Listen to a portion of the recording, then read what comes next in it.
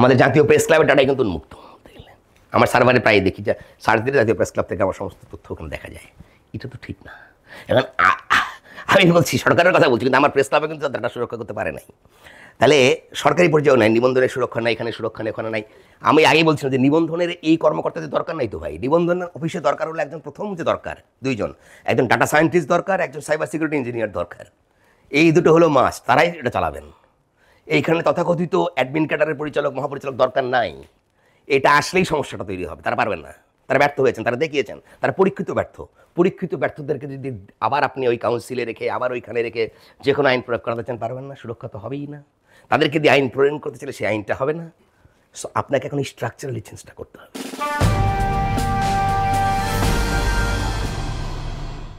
আসসালামু আলাইকুম। ভিউজ বাংলাদেশের ডিজিটাল ভিউজ প্রোগ্রামে আপনাদের সবাইকে স্বাগতম। আজকে আমাদের বিষয়বস্তু হচ্ছে নতুন সাইবার সুরক্ষা অধ্যাদেশ 2024-এর যে খসড়াটি আমাদের উপদেষ্টা পরিষদে অনুমোদন পেয়েছে এবং রাষ্ট্রপতির স্বাক্ষর অপেক্ষায় রয়েছে। সেটি অত্যন্ত সময় অনুযায়ী অত্যন্ত গুরুত্বপূর্ণ একটি বিষয়বস্তু। সাইবার দুনিয়ার মধ্যে আমরা সবাই এখন মোটামুটি জড়িত হয়ে রয়েছে এবং সাইবার সুরক্ষা মানে আমাদের ব্যক্তিগত সুরক্ষা থেকে দূরের কিছু নয়। এবং এই গুরুত্বপূর্ণ আলোচনার জন্য আজকে আমরা সাথে পেয়েছি জনাব সাইমুম রেজা তালুকদারকে। উনি প্রসিকিউটর, আন্তর্জাতিক অপরাধ ট্রাইব্যুনালের এবং ব্র্যাক বিশ্ববিদ্যালয় স্কুল অফ লয়ের খণ্ডকালীন শিক্ষক। আমাদের সাথে আরও রয়েছেন জনাব রাশেদ মেহেদি, ভিউজ বাংলাদেশের সম্পাদক এবং বাংলাদেশ টেলিকম অ্যান্ড টেকনোলজি জার্নালিস্টদের প্রতিষ্ঠান TRNB-র সাবেক সভাপতি। আমরা শুরুতেই আজকের বিষয়বস্তুটা নিয়ে একটু বলিনি। আজকে আমাদের বিষয়বস্তু ছিল সাইবার সুরক্ষা অর্ডিন্যান্সের খসড়া, যেটি আমাদের উপদেষ্টা পরিষদের অনুমোদন পেয়েছে এবং রাষ্ট্রপতি স্বাক্ষরের জন্য অপেক্ষা করছে ওনার অনুমোদনের জন্য। দেশের এবং বিদেশে যে কোনো দিক থেকে আমরা দেখি না কেন, সাইবার নিরাপত্তা একটি অত্যন্ত গুরুত্বপূর্ণ বিষয় এবং এই আইনটি আসলে আমাদের দেশে সামগ্রিকভাবে দেশ এবং জনগণের জন্য অত্যন্ত গুরুত্বপূর্ণ। এবং আমরা মনে করছিলাম যে আজকের আলোচনার জন্য এর থেকে আরও বেশি ওয়েল সুটেড কোনো বিষয়বস্তু পাওয়া কষ্টকর। তো প্রথমে আমার প্রশ্ন থাকবে জনাব সাইমুম রেজা তালুকদারের প্রতি। আপনি ডিজিটাল নিরাপত্তা আইন নিয়ে বেশ কয়েক বছর ধরে কাজ করেছেন, আগের আইনটি নিয়েও কাজ করেছেন এবং আমরা একটু আগে আলোচনা করেছিলাম যে বর্তমান খসড়াটা আপনি দেখেছেন। সো সামগ্রিকভাবে এই দুটি যে আগের যে আইনটা বাতিল হয়ে যাচ্ছে এবং যে নতুন যে আইনটা আসছে, এই দুইটার মধ্যে আপনি কীরকম সাদৃশ্য বিসাদৃশ্য লক্ষ্য করেছেন এবং নতুন ইতিবাচক যে জিনিসগুলো আসছে নতুন করে যে পরিবর্তনের মাধ্যমে, সেটাকে আপনি কীভাবে দেখেন? আচ্ছা, ধন্যবাদ। খুবই গুরুত্বপূর্ণ একটি বিষয়ে একদম সময়োপযোগী এই অনুষ্ঠানটি আপনি আয়োজন করেছেন। আমরা যারা সিভিল সোসাইটি মেম্বার এবং আমরা সাধারণ জনগণ যারা আছি, তারা কিন্তু বেশ কয়েক বছর ধরেই এই digital security act, cyber security act এবং এখন যেটা সামনের দিকে আসছে সাইবার সুরক্ষা অধ্যাদেশ, সেগুলি নিয়ে কিন্তু নানাভাবেই আমরা কনসার্ন এবং নানাভাবেই এই আইনগুলো কিন্তু আমাদেরকে প্রভাবিত করেছে। অনেকে ভুক্তভোগী হয়েছেন, অনেকে এই আইনের মাধ্যমে নানা ধরনের নির্যাতন নিপীড়নের শিকার হয়েছিলেন অতীতে, যখন ফ্যাসিবাদী সরকার ব্যবস্থা ছিল বিগত সরকারের সময়। তো সেই হিসেবে আমাদের সেই অতীত তিক্ত অভিজ্ঞতার কারণে সামনের দিকে কি নতুন আইন আসছে সেটা আমাদের জন্য কিন্তু অত্যন্ত গুরুত্বপূর্ণ। তো এই আইনটির একটি খসড়া ইতিমধ্যে কিন্তু ওয়েবসাইটে সরকার দিয়েছে। প্রথম যে জিনিসটা আমি সাধুবাদ জানাতে চাই সেটা হচ্ছে আইনের আপনার যে টাইটেলটা, শিরোনামটা, সেখানে সাইবার সুরক্ষা অধ্যাদেশ দিয়েছে।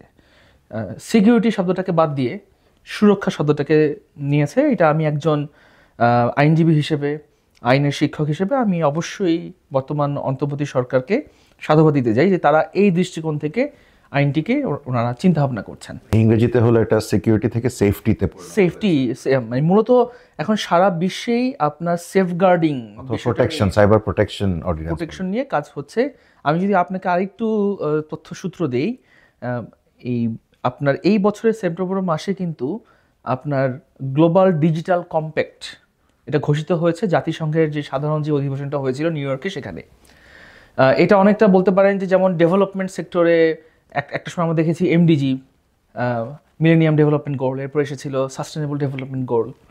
সামনের দিকে কিন্তু ডিজিটাল স্পেসের জন্য ডিজিটাল ওয়েলবিংয়ের জন্য জাতিসংঘের তত্ত্বাবধানে কিন্তু এই গ্লোবাল আপনার ডিজিটাল কম্প্যাক্ট ঘোষিত হয়েছে। তো জাতিসংঘ আশা করে যে তাদের যে সদস্য রাষ্ট্র আছে তারা ভবিষ্যতে সাইবার স্পেস সংক্রান্ত যেই সকল নীতিমালা তৈরি করবে সেটা যাতে এই গ্লোবাল ডিজিটাল কম্প্যাক্টের সাথে অ্যালাইনড হয়, হ্যাঁ, কমপ্লায়েন্সে থাকে। তো সেখানে এই মূল বিষয়টা হচ্ছে সেফগার্ডিং, যে মানুষ যারা আছে হিউম্যান বিং তাদের সুরক্ষাটাই হচ্ছে সকল ধরনের সাইবার সংক্রান্ত পলিসির মূল কথা। তো সেই দৃষ্টিকোণ থেকেও কিন্তু আমি মনে করি যে আইনটির যে শিরোনামটি দেওয়া হয়েছে সেটা সঠিক শিরোনামটা দেওয়া হয়েছে। কিন্তু এটার সাথে আইনের ভিতরে কী বিষয়গুলো আছে সেটাও আমাদের কিন্তু পর্যালোচনা করা দরকার, কারণ এই আইনটি যতটুকু আমরা পত্রিকা মারফত গতকাল পর্যন্ত শুনেছি মন্ত্রিসভার অনুমোদন পেয়েছে। এটা রাষ্ট্রপতির অনুমোদন পেলে এটা চূড়ান্তভাবে অধ্যাদেশ আকারে জারি হবে। কিন্তু তারপরও এটা আমার দিক থেকে পরামর্শ যেটা থাকবে যে এই আইনটি যখন খসড়াটি করা হয়েছে, আমাদের সমাজে যে নানা অংশীজন আছে, আমি অংশীজন যদি বলি মোটা দাগে আসলে 3টা ক্ষেত্রকে আমি একটু বোঝাই। একটা হচ্ছে যে সাইবার ইন্ডাস্ট্রি অথবা সাইবার সিকিউরিটি ইন্ডাস্ট্রি, যারা এটা আপনার ব্যবসায়ী প্রতিষ্ঠান বলেন, বিভিন্ন কোম্পানি বলেন, যারা নানা ধরনের সেবা দেয় অথবা সেবা গ্রহণ করে, সেটা একটা বিজনেস সেক্টর আছে। আরেকটা অংশ হচ্ছে যে এন্ড ইউজার অর্থাৎ যে গ্রাহক, আমরা যারা নানাভাবেই ইন্টারনেট বেসড অথবা সাইবার স্পেস বেসড যেই আমরা সেবাগুলো আমরা নেই অথবা আমরা যারা তথ্য আদান প্রদান করি। আর থার্ড যে অংশটা হচ্ছে আমি একটু আলাদাভাবেই দেখতে চাই, আমাদের যারা জার্নালিস্ট সোসাইটি আছে অথবা ব্রডকাস্টিং মিডিয়া যারা আছেন। কেন মিডিয়ার কথা আমি বলছি? কারণ মিডিয়াকে ধরা হয় যে দ্য ফোর্থ স্টেট অথবা the fourth pillar of the state. বর্তমান দুনিয়াতে কিন্তু আপনার মিডিয়া নানাভাবেই ভূমিকা রাখছে। এমনকি এই যে আমাদের যে জুলাই গণ অভ্যুত্থান হয়ে গেল, এখানে যে আমাদের বৈষম্য বিরোধী ছাত্র জনতা যে একটি মহান যে একটি সংগ্রামে জনগণের যে দাবি আদায়ে এবং জনগণের অধিকার সুরক্ষায় যে একটি মহান ভূমিকা পালন করলো, সেখানে তাদের সাথে কিন্তু মানে আমাদের মিডিয়া একত্রিত হয়েই কিন্তু এই সংগ্রামে ছিল। তো মিডিয়া এখন কিন্তু বেশিরভাগই আপনার অনলাইন বেসড হয়ে যাচ্ছে, এখানে মার্জার ঘটছে, প্রিন্ট ইলেকট্রনিক মিডিয়া কিন্তু এখন অনলাইন বেসড হয়ে যাচ্ছে। তো তাদের সুরক্ষার জন্য কিন্তু আমাদের কিছু পলিসি থাকা দরকার। তো এই 3টা অংশকে অথবা অ্যাসপেক্টকে মাথায় রেখে আমার যে কোনো ধরনের সাইবার পলিসি, বিশেষত এই সাইবার সুরক্ষা আইনটা হওয়া দরকার। সেক্ষেত্রে এই সুরক্ষা এবং নিরাপত্তা এই দুটো বিষয়ের যে পার্থক্যটা আমরা বাইরের নামের ক্ষেত্রে দেখতে পাচ্ছি, কিন্তু বাস্তবিক ক্ষেত্রে ভেতরের গল্পটা কেমন? মানে একজন আইনজীবী হিসেবে যেটুকু পরিবর্তন আমরা দেখছি, এই পরিবর্তনের বাস্তবিক প্রয়োগটা কীরকম হবে বলে আপনি মনে করছেন? আচ্ছা, আইনের দৃষ্টিকোণ থেকে যদি আমি একটু দেখি যে আপনার আমার হাতে কিন্তু অনলাইনে যেই খসড়াটি দেওয়া হচ্ছে সেটার একটি প্রিন্টেড কপি আছে। এটার আপনার প্রশংসা এবং সমালোচনা দুটোই আছে। এটা আমি আসলে এক ধরনের বলতে পারেন যে প্রশংসার সাথে কনস্ট্রাকটিভ ক্রিটিসিজম অথবা গঠনমূলক সমালোচনাটা করতে যাই, যাতে এই আইনটাকে আমরা আরেকটু পরিমার্জন পরিশীলিত আকারে ফাইনালি যাতে জনগণের কাছে এটা পৌঁছতে পারে। আইনে ভালো অর্থাৎ প্রশংসা যে জায়গাটা, যে কিছু সংজ্ঞা নতুন করে ঢুকেছে, আপনি যদি দেখে থাকেন তাহলে আপনি দেখবেন যে গ্লোবাল থ্রেট ইন্টেলিজেন্স একটা শব্দ, অথবা সাইবার স্পেসের সংজ্ঞাটা, তারপরে হচ্ছে ডিজিটাল ডিভাইসের সংজ্ঞাগুলোকে আরেকটু বর্ধিত পরিসরে করা হয়েছে। তারপরে আপনি যদি এখানে আরও দেখেন যে আগে যে আইনের মধ্যে যে ক্রিটিক্যাল ইনফরমেশন ইনফ্রাস্ট্রাকচার ডিজিটাল ডিভাইসের সংজ্ঞাগুলোতে একটু ঘাটতি ছিল। এই নতুন আইনে কিন্তু আপনার এগুলো মানে আরেকটু মানে যেই বিষয়গুলো ঘাটতি ছিল সেগুলো আপনাকে মানে অন্তর্ভুক্ত করা হয়েছে। ম্যালওয়্যারের একটা সংজ্ঞায় ঘাটতি ছিল, এটা খুব গুরুত্বপূর্ণ ছিল, কারণ আমি জানি যে ক্রমাগতভাবে ম্যালওয়্যারের সংজ্ঞায় কিন্তু প্রতিনিয়ত পরিবর্তন হয়, সেটা আপডেট করা দরকার ছিল, সেটা হয়েছে। তারপরে সেবা প্রদানকারীর একটা বিস্তারিত সংজ্ঞা দেওয়া হয়েছে। তো এই জায়গাগুলোকে আমি অবশ্যই মনে করি যে ভালো যে পরিবর্তনগুলো নতুন করে সংযোজিত হয়েছে। কিন্তু একই সাথে আমি দেখতে পাচ্ছি যে বেশ কিছু সংজ্ঞা এখনও অন্তর্ভুক্ত হয়নি। যেমন একটা উদাহরণ দিয়ে যদি আমি বলি যে অনলাইন সেক্সুয়াল হ্যারাসমেন্ট, অনলাইনে যৌন হয়রানি, সেটাকে আমরা কিভাবে ধরবো, অথবা সেরকম একটা জায়গা ছিল। দেখতে পাচ্ছি যে সাইবার বুলিংয়ের একটা সংজ্ঞা দেওয়া হয়েছে, কিন্তু এটার সাথে সাথে আপনার এই সংজ্ঞাগুলোর নানা ধরনের ব্যাপ্তি, জেন্ডার ভিত্তিক যে অংশ, ধরেন এই আইনটা যদি, এই খসড়াটি যদি পড়েন, শিশু এবং জেন্ডার ভিত্তিতে যে সহিংসতা অথবা অপরাধের মাত্রার ভিন্নতা হতে পারে, আমার মনে হয়েছে যে সেই জায়গাটা একটু মিসিং আছে। আমার এটাও মনে হয়েছে যে ধরেন সাইবার সিকিউরিটি ফ্রেমওয়ার্ক, অথবা মনে করেন যে আপনার রিয়েল টাইম থ্রেট, এগুলোকে যদি আমরা কন্টেইন করতে চাই, সেটা সংক্রান্ত কিছু কথাবার্তা এখানে দেওয়া উচিত ছিল। এই আইনটা পড়ার পরে আমার এখনও মনে হচ্ছে যে 3টা বিষয়কে হয়তো এখনও একটু কনফিউজ করে ফেলা হয়েছে। একটা হচ্ছে সাইবার নিরাপত্তা, আর একটা হচ্ছে কন্টেন্ট মডারেশন, আর একটা হচ্ছে সাইবার ক্রাইম। কেন এই কথাটা বলছি, আপনি যদি বুদাপেস্ট কনভেনশন অথবা কনভেনশন অন সাইবার ক্রাইম, যেটা কাউন্সিল অফ ইউরোপ করেছিল, সেখানে কিন্তু সাইবার ক্রাইমের কিছু সংজ্ঞা দেওয়া আছে, কিছু ক্রাইটেরিয়া দেওয়া আছে। আমার ব্যক্তিগত মতামত হলো সাইবার ক্রাইম অথবা সাইবার অপরাধের সংজ্ঞা দিতে যেয়ে সেই ধরনের একটা ক্রাইটেরিয়া এই আইনে উল্লেখ করা দরকার ছিল। তারপরে আবারও বলছি যে সারা বিশ্বে বিভিন্ন জায়গায় আপনার সাইবার সিকিউরিটি কিছু ফ্রেমওয়ার্ক থাকে। এই আইনে একটা সাইবার সিকিউরিটি ফ্রেমওয়ার্ক দেওয়া যেতে পারত। অবশ্য না দিলেও খুব বেশি ক্ষতি নেই, কারণ যদি আমাদের আলাদাভাবে ন্যাশনাল আইসিটি পলিসি যদি থাকে, যেটা আছে 2018 সালে, সেটা এখনও আপডেট করা হয়নি, সেটার মধ্যে যদি আপনার সাইবার সিকিউরিটি ফ্রেমওয়ার্কটা দেওয়া থাকে, অথবা আমাদের যে ন্যাশনাল সাইবার সিকিউরিটি পলিসি যেটা 2014 সালের, সেটাকে যদি আপডেট করে দেওয়া থাকে, তাহলে সেই ঘাটতিটা পূরণ হবে। আর যদি সেটা না হয়, তাহলে এই আইনে একটা এই সাইবার সিকিউরিটি ফ্রেমওয়ার্ক দেওয়া দরকার ছিল। তারপরে কন্টেন্ট মডারেশনের ক্ষেত্রে এই আইনটা অনেক জায়গায় কিন্তু কন্টেন্ট টেক ডাউনের ক্ষমতা দেওয়া হয়েছে, যে ন্যাশনাল সাইবার সিকিউরিটি এজেন্সির মহাপরিচালক চাইলে বিটিআরসিকে অনুরোধ করতে পারে যে কন্টেন্ট টেক ডাউনের ক্ষেত্রে।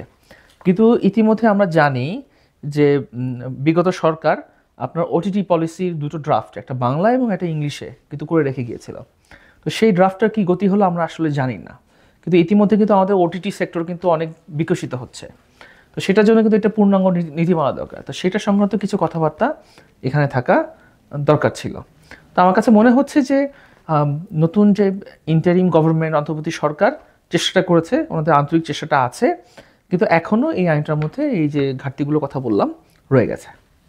ধন্যবাদ ভাইয়া। যেখানে এই জায়গাটাতে একটা আমার ব্যক্তিগতভাবে প্রশ্নটা ছিল, এটা অনেকদিন ধরেই এটা ঘুরপাক খাচ্ছে, যেটা হচ্ছে যে সামাজিক অপরাধ, যেরকম হচ্ছে ডেফামেশন, যেটাকে বলছি আমরা, অবমাননা, বা পর্নোগ্রাফি, বা হচ্ছে গিয়ে হ্যারাসমেন্ট, এই ধরনের অপরাধগুলো তো আমাদের নর্মাল যেটা আমাদের ফৌজদারি অপরাধের মধ্যেই পড়ে, এবং এই অপরাধগুলো কিন্তু আমরা অনলাইনেই হোক বা অফলাইনেই হোক, এটা সমান ধরনের অপরাধ। যেটা ডিজিটাল এবং ওটিটি এগুলোর কারণে, বা সোশ্যাল নেটওয়ার্ক যেটাকে আমরা বলি, সেক্ষেত্রে যেটা হচ্ছে যে আপনি যে 3টা ভাগ করলেন, এখানের মধ্যে 3টা ভাগে আবার একটা অ্যামালগেমেশন হয়ে যাচ্ছে 2টো ভাগের মধ্যে। একটা হচ্ছে যে ইউজার এবং জার্নালিজম, যারা পাবলিশার, এখানে ইউজার খুব সহজে পাবলিশার হয়ে যেতে পারছে, আবার পাবলিশার নিজেও ইউজার এখানে, তো সবসময় সেক্ষেত্রে এ ধরনের এই সেগ্রেগেশনটা। আর যেখানে অন্যদিকে আমরা যদি হ্যাকিং বলি, বা হচ্ছে অনধিকার প্রবেশ বলি টেকনিক্যাল সিস্টেমে, বা ম্যালওয়্যার ধরনের অপরাধগুলো বলি, আপনার ইন্টারন্যাশনাল যেটা বলেন সাইবার ক্রাইম ইন্টেলিজেন্স যেটাকে বলি, এ ধরনের অপরাধগুলোর ধরন কিন্তু অনেকখানি পার্থক্য। একটা হচ্ছে ডিজিটাইজড ক্রাইম, আরেকটা হচ্ছে digital crime by itself.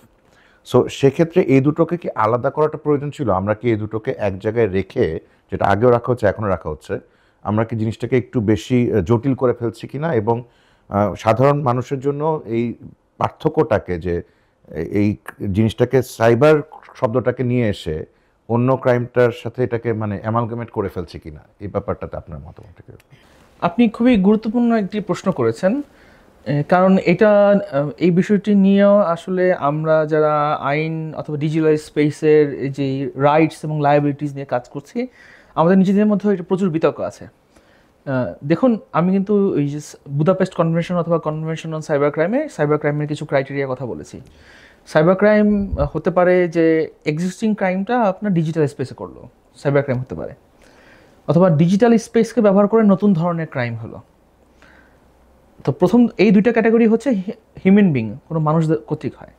Third আর একটা ক্যাটাগরি আছে, সেটা হচ্ছে সিস্টেমস অথবা সফটওয়্যার কর্তৃক কোনো ধরনের অননুমোদিত প্রবেশ, সেটা হচ্ছে সিস্টেমস দিয়ে, হার্ডওয়্যার অথবা সফটওয়্যার দিয়ে একটা ক্রাইম হলো। এই 3টা ক্যাটাগরিকে ক্রাইম হিসেবে ধরা হচ্ছে। এখন আমি দেখতে পেয়েছি এই খসড়ার মধ্যে আপনার স্পিচ বেসড ক্রাইম অথবা স্পিচকে কেন্দ্র করে ক্রাইম, এটা আগেও ছিল, ডিজিটাল সিকিউরিটি অ্যাক্টও ছিল, সাইবার সিকিউরিটি অ্যাক্টও ছিল, এখানেও রাখা হয়েছে, বাট সেটা শাস্তির মাত্রা কমানো হয়েছে, কিছু কিছু জায়গায় শাস্তিটা বাদ দেওয়া হয়েছে। আর এর বাইরে হচ্ছে আপনার ধরেন যে সিস্টেমকে ব্যবহার করে আপনার ক্রাইম, যেমন ধরেন কেউ অননুমোদিত প্রবেশ করলো, কারোর ডাটা সে কপি করলো উইদাউট এনি অথরাইজেশন, এই ধরনের কথাবার্তাও আছে। ধরেন গ্যামলিংকে নতুন করে এখানে আনা হয়েছে। কিন্তু প্রশ্ন সেটা হচ্ছে ধরেন এই যে ডিফামেশন, মানহানি, তারপরে হচ্ছে যে গ্যামলিং অথবা পর্নোগ্রাফি, এগুলো তো ইতিমধ্যেই বাংলাদেশে প্রচলিত অন্যান্য আইনে কিন্তু অপরাধ হিসেবে গণ্য করা আছে। তো এখানেই ডিবেটটা যে ইতিমধ্যে যে বিষয়টাকে অন্য প্রচলিত আইনে অপরাধ হিসেবে সংজ্ঞান করা হয়েছে, সেই আইনে সেই জায়গাতে সাইবার স্পেসের বিষয়টা না ঢুকিয়ে কি নতুন করে আইনের মধ্যে এই সাইবার স্পেসের বিষয়টা নিয়ে আসা হলো কিনা, যদি আনা হয়, যেমন এই ক্ষেত্রে যেটা ঘটেছে, তাহলে দুটো আইনই কিন্তু একই অথবা কাছাকাছি ধরনের কাজের জন্য আপনার কিন্তু আইন মানে অপরাধের শাস্তি দেওয়া আছে। এটা এক ধরনের জটিলতা সৃষ্টি করে। তখন আসলে সুযোগটা বেড়ে যায় যে এই আইনে মামলা করলাম অথবা ওই আইনে মামলা করলাম, ঘটনা কিন্তু একটাই। এইটাকে যতটুকু সম্ভব কমিয়ে আনা দরকার। এর বাইরেও যেটা হচ্ছে যে এখানে যেহেতু চ্যাপ্টার ওয়াইজ অথবা যে 3টা থিম বললাম, যে আপনার কন্টেন্ট বেসড যে ক্রাইমগুলো অথবা কন্টেন্ট মডারেশন সংক্রান্ত বিষয়, সাইবার সিকিউরিটি সংক্রান্ত বিষয়, সাইবার ক্রাইম সংক্রান্ত বিষয়, এটাকে যদি আলাদা আলাদা চ্যাপ্টার করে এই আইনটাতে করা হতো, তাহলে আপনি যে বলেছেন যে যে একটা ধোঁয়াশা সৃষ্টি হয়েছে যে আসলে কোন আইনের আলোকে করব, এই সাইবার সুরক্ষা আইনের মাধ্যমে করব, নাকি আপনার পেনাল কোডের মাধ্যমে করব, নাকি পর্নোগ্রাফি নিয়ন্ত্রণ আইন সেটার মাধ্যমে করব, সেই কনফিউশনটা অ্যারাইজ করতো না। আর আমাদের দেশের যেই ক্রিমিনাল জাস্টিস সিস্টেমে যে সংস্কৃতি, মানে দুঃখজনকভাবে এখনও কিন্তু পুরোপুরি দুর্নীতিমুক্ত না। তো আপনি যদি মাল্টিপল আইনে যদি আপনি এই ধরনের শাস্তির বিধান রেখে থাকেন, তাহলে সেটার অপব্যবহারেরও সুযোগটাও কিন্তু মাল্টিপল হয়।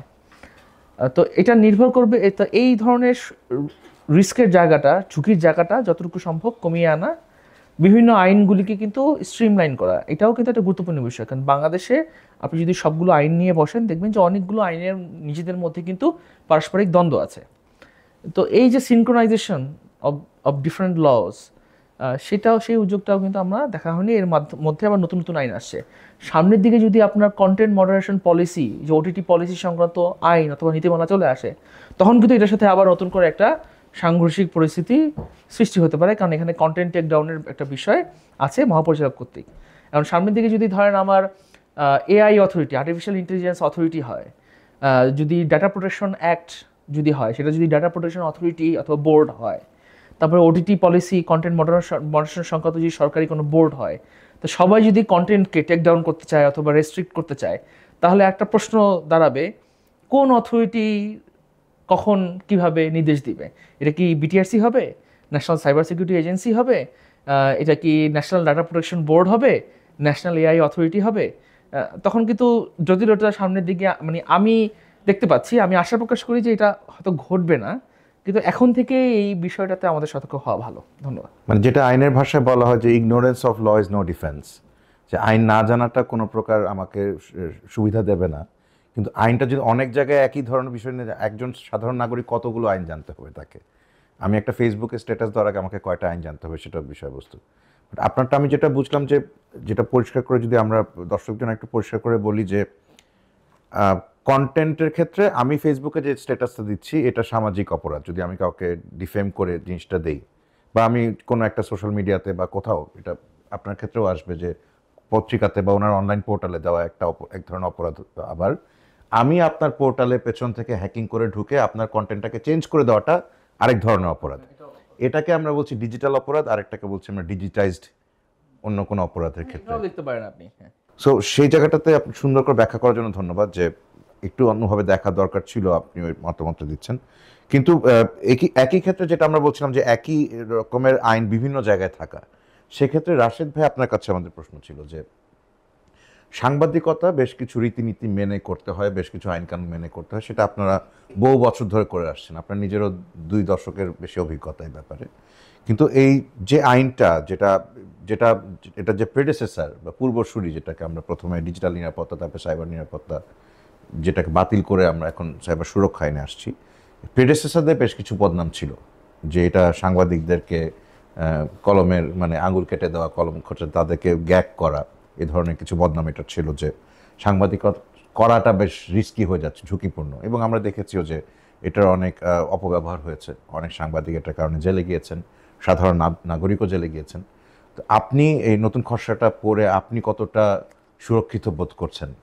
ধন্যবাদ তানভীর। আমি একটু আগে সাইমুম ভাইয়ের আলোচনা শুনছিলাম। সাইমুম রেজা তালুকদার যথার্থই বলেছেন যে আইনের নাম পরিবর্তনটা খুব জরুরি ছিল, কারণ সব ক্ষেত্রে সিকিউরিটি বা ক্রিমিনালাইজ করার যে প্রবণতা সেটা আমরা এর আগেও দেখেছি। যেমন আপনারা মনে আছে কিনা ডিজিটাল নিরাপত্তা আইনের কথা বলা হয়েছিল। তো ডিজিটাল নিরাপত্তা আইন তো হয় না, কারণ আইন করি কার জন্য? একটি অপরাধকে অ্যাড্রেস করে সেটাকে সুরক্ষা দেওয়ার জন্য, কিংবা কোনো একটি কন্ট্রোল নেওয়ার জন্য, যেটা মানুষ যেন সুরক্ষা পায়। তো ডিজিটাল নিরাপত্তার কথা বলা অর্থ হচ্ছে ডিজিটাল কিন্তু একটা ফর্ম অফ টেকনোলজি, এটা কোনো স্পেস না, টেস্ট হলো সাইবার স্পেস। ফলে অপরাধ যখন হবে সাইবার স্পেসে, তাহলে আইনটার নামে সাইবারে থাকা উচিত। ডিজিটাল একটা ফরমেশন, অ্যানালগ একটা ফরমেশন, ডিজিটাল একটা ফরমেশন। তো দুইটা ফরমেশনের নামে কিন্তু আইন হতে পারে না, এটা স্পেসে হয়, সেটা ফিজিক্যাল স্পেস কিংবা সাইবার স্পেস। সো ফিজিক্যাল স্পেসের জন্য আমাদের প্যানাল কোড আছে, আবার আমরা যদি সাইবার স্পেসের জন্য যাই তখন আমাদের একটা আইনের প্রয়োজন। কিন্তু এই যে সাইবার স্পেসে যখন আমরা আইনটা করতে যাই, আমার মনে হয়েছে যে এর আগে আইন করতে যে ভুলটা হয়েছিল, আমি দুঃখিত যে নামটা বদল হয়েছে, কিন্তু সেই ভুলটা এখনও রয়ে গেছে। কারণ যারা এই আইনটা ড্রাফট করেছিলেন আগে, আমার মনে হয় যে সেই ড্রাফটসম্যানদের মধ্যে খুব বেশি চিন্তার পার্থক্য নাই, যেই কারণে এই ভুলটা হয়ে গেছে। যখন আপনি সাইবার ক্রাইম বলছেন, প্রথমত আমি বলছেন সাংবাদিক হিসেবে আমি কতটা সুরক্ষিত, সেই সুরক্ষার প্রশ্নে যাওয়ার আগে কিন্তু আমাকে দেখতে হবে আইনটা কতটা গ্রহণযোগ্যভাবে করা হচ্ছে। সাইবার স্পেস মানে উনি গ্লোবাল ডিজিটাল কম্প্যাক্টের কথা বলেছেন। গ্লোবাল ডিজিটাল কম্প্যাক্টটা কেন এসছে?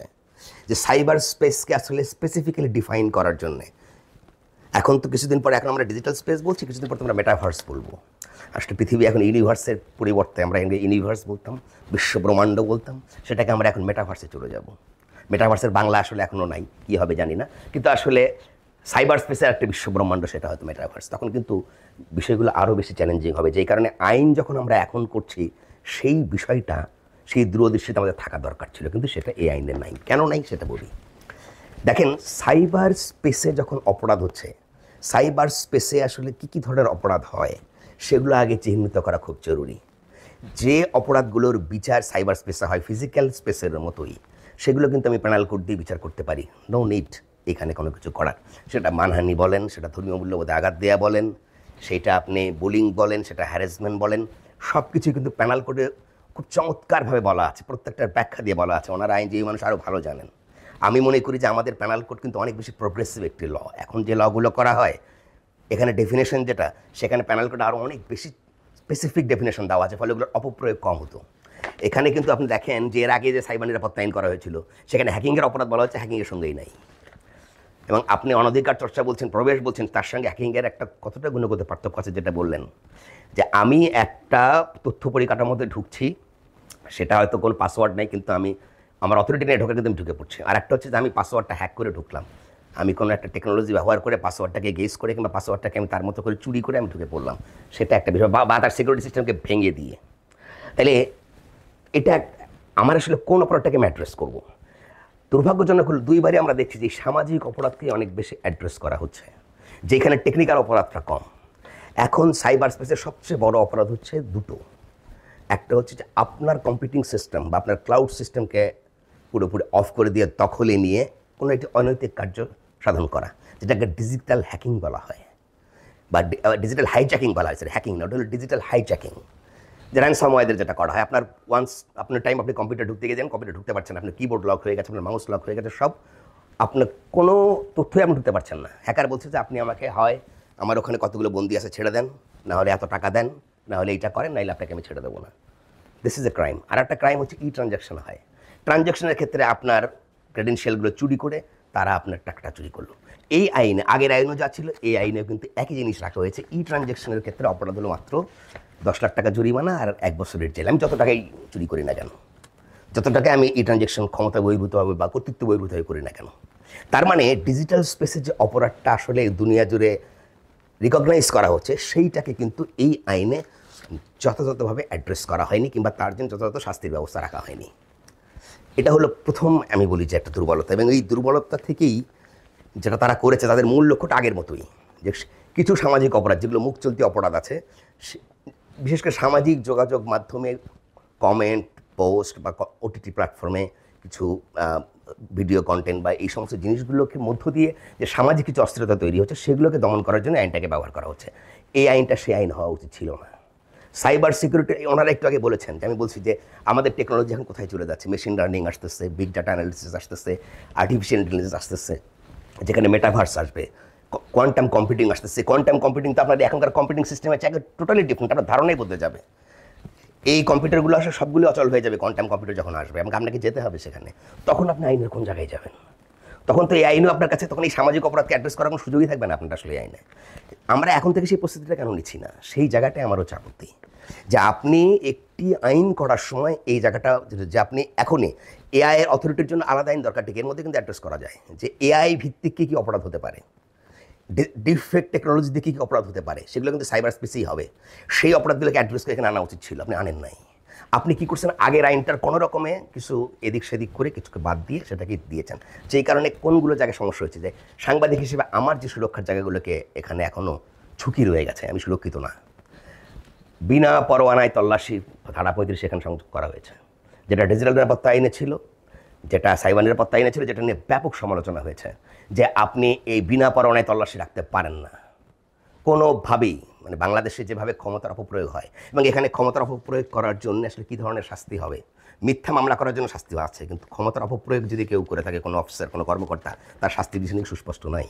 তাহলে সেইখানে বিনা পরোয়ানায় আপনি তল্লাশির অধিকার দিচ্ছেন, তাহলে তো আমি আসলেই সুরক্ষিত না।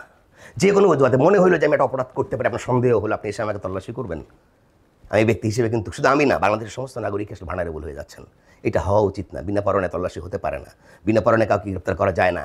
আপনি আমাদের এই আইনের মধ্যে আরেকটা যেটা হবে, আপনি অ্যারেস্ট করে, আমরা আগে সাংবাদিকদের ক্ষেত্রে যেটা দেখেছি, আগে অ্যারেস্ট করে ফেলাই, তারপরে শুনানি হতে হতে একটা লম্বা সময় যায়। এই সময় কিন্তু উনি আসলে দেখা গেছে ওনার অপরাধ পরবর্তীতে প্রমাণ হয় নাই, কিন্তু উনি জেল খেটে বসলেন। আমাদের সামনে উদাহরণ আছে, আপনি দেখেন যে 2000 এই যে রোজিনা ইসলামের ঘটনা যেটা ছিল 21 সালের, সেখানে তো রোজিনা ইসলামের পরবর্তীতে তার অপরাধ প্রমাণ করা যায় নাই। সরকার পুলিশের তদন্ত প্রমাণ হলো যে সে অপরাধী না, কিন্তু তারপরেও কিন্তু তাকে জেল খাটতে হয়েছে। এই জেল খাটার দায়িত্ব কে নেবে আসলে? যিনি মামলাটা করলেন অন্যায়ভাবে, এবং যে মামলাটা ডিবি রিপোর্ট দেওয়ার পরে প্রত্যাহার করলেন না, এই গভর্নমেন্টটা সরকার প্রত্যাহার করতে হলো, তাহলে সেই কর্মকর্তার বিরুদ্ধে ব্যবস্থা নেবে কে? ওই কর্মকর্তা তো মেইন কালপ্রিট। তাহলে এই আইনে ওই কর্মকর্তার বিরুদ্ধে ব্যবস্থা নেওয়ার একটা ব্যবস্থা থাকা উচিত ছিল। 2020 সালের 13ই মার্চ কুড়িগ্রামে, এটা বাংলাদেশ কেন, বিশ্ব সাংবাদিকতার ইতিহাসে একটা কলঙ্কজনক অধ্যায়, এবং গোটা বিশ্বের প্রশাসনিক সিস্টেমে ভয়ঙ্কর একটি কলঙ্কজনক অধ্যায়, যেটাকে আমরা আগের সরকার বলছি, যেটা ফ্যাসিস্ট গভর্নমেন্ট কেন, তার একটা বড় উদাহরণ কিন্তু এটার মধ্যে পাওয়া যায়। যে তৎকালীন কুড়িগ্রামের ডিসি সহ 4 জন কর্মকর্তা এবং সাংবাদিকের বাড়িতে মধ্যরাতে গেলেন, আরিফুল ইসলাম রিগানের বাড়িতে গিয়ে তাকে একটি ভ্রাম্যমাণ আদালতের মাধ্যমে অ্যারেস্ট করলেন প্রকাশিত সংবাদের কারণে। তার কাছে কিছু মাদক টাদক এগুলো দিলেন। রাত 3টার সময় মোবাইল কোর্ট পরিচালনা করা যায়, এবং তারা সন্ত্রাসী কায়দায় দরজা ভেঙে তাকে নিয়ে এসে ডিসি অফিসে মারধর করেছেন, তারপরে একটি মামলা দিয়ে তাকে জেলে পাঠিয়েছেন। এটা কোনো অবস্থাতেই সরকারি কর্মকর্তার কাজ না। সরকারি কর্মকর্তারা তারা ওখানে একদম ভয়ঙ্কর সন্ত্রাসীর মতো, একদম শীর্ষ অপরাধীদের মতো একটা অপরাধ করলেন। সরকারি তদন্তে তাদের অপরাধ প্রমাণিত হলো, প্রমাণ হওয়ার পরেও তাদেরকে আবার রাষ্ট্রপতি কর্তৃক ক্ষমা করা হলো। এবং সবচেয়ে মজার ব্যাপার হচ্ছে, এই সরকারের আমলে ওদের মধ্যে একজন কর্মকর্তা, নাজিমউদ্দিন, তাকে কি করা হলো, ভোলাই এসে পদায়ন করা হলো। পরবর্তীতে সাংবাদিক লেখালেখির পরে তাকে ঢাকায় কোনো একটা অফিসে দেওয়া হয়েছে। আমার প্রশ্ন হচ্ছে, এই গভর্নমেন্টের তো উচিত ছিল আসলে ওই কর্মকর্তাকে যদি প্রশাসনিক সিস্টেমকে আগে ঠিক করা হতো, তাহলে ওই অ্যাড্রেস করে কিন্তু আরিফুল ইসলাম রিগানের ঘটনার সঙ্গে যারা যে 4 জন কর্মকর্তা জড়িত, তাদেরকে এখনই সরকারি চাকরি থেকে চাকরিচ্যুত করা উচিত ছিল, এটা দায়িত্ব ছিল। কিন্তু সেই দায়িত্ব কিন্তু সরকার পালন করেন না, এবং তাদের যারা প্রশাসনিক অবস্থান থেকে তারা কিন্তু তাদের শাস্তি যেন না হয় সেটা চেয়েছে, শাস্তি কিন্তু রহিত হয়ে গেছে। সরকার ইচ্ছে করে দিয়েছে না প্রশাসনিক চাপে পড়ে দিয়েছে, সেটা বড় কথা না। আমার প্রশ্ন হচ্ছে যে এই ধরনের যে ক্ষমতার অপব্যবহারগুলো হয়, যেই অপব্যবহারের সুযোগ এই আইনে এখনও রাখা হলো, তাহলে সেটা প্রতিরোধ করবে। সেই অপব্যবহারটা রোধ করবে কে? সেই জায়গায় কিন্তু আমি নিরাপদ না, যে কারণে আইনটাকে আমি এক বাক্যে বলতে পারছি না যে ভালো আইন হয়েছে। আমরা যে জায়গাগুলো অ্যাড্রেস করেছিলাম, আর একটা কথা বলি, দেখেন যে জিনিসগুলোর ব্রড স্পেকট্রাম সংজ্ঞা এখানে আছে, মানহানি, ধর্মীয় মূল্যবোধে আঘাত, অশ্লীলতা, শ্লীলতাহানি, এগুলোর কিন্তু বিস্তারিত সংজ্ঞা, যেটাকে আমরা ন্যারোড ডেফিনেশন বলছি, ডেফিনিট ডেফিনেশন বলছি, সুনির্দিষ্ট করে বলছি, সেইটা এখানে নাই। ডিজিটাল নিরাপত্তা আইনেও ছিল না, সাইবার নিরাপত্তা আইনেও ছিল না, আজকে সাইবার সুরক্ষা উদ্দেশ্যেও নাই। তাহলে কিন্তু একই ঘটনা ঘটে গেল। এখন কিভাবে আপনি নির্ধারণ করবেন যে এই পরিসংখ্যাটা কতটুকু, কাকে মানহানি বলবেন আপনি? মানে আমি কতটা সেন্সিটিভ সেটার উপর তো আমার মূল্য ডেফিনেটলি আসলে আমার মানে এই জায়গাগুলো, এই যে কিছুটা ভেক্টর, সেই ভেক্টরগুলো দুর্ভাগ্যজনক হলে এই ভেক্টর আমরা এত কথা বলেছি, যারা এই ভেক্টর নিয়ে সবচেয়ে বেশি কথা বলেছেন তারা কিন্তু অনেকে এই গভর্নমেন্টের সঙ্গে আছেন, সরকারের সঙ্গে আছেন, প্রত্যক্ষভাবে আছেন। তারা থাকা অবস্থায় যখন এই ভেক্টরগুলো আবারও এই আইনে থেকে যায়, তখন সাংবাদিক হিসেবে আসলে আমার পক্ষে, বা আমি মনে করি যারা সাংবাদিক কমিউনিটি আছেন তাদের পক্ষে হতাশ না হয়ে কোনো উপায় থাকে না। আমি আরেকটা বিষয় একটু আনতে চাই, এটি দিয়ে শেষ করব। সেটা হচ্ছে যে আপনাকে আইন করলে হবে না। আমি আগেই বলেছি যে আইনটা আসলে অ্যাডভান্স টেকনোলজিকে অ্যাড্রেস করা হওয়া উচিত ছিল।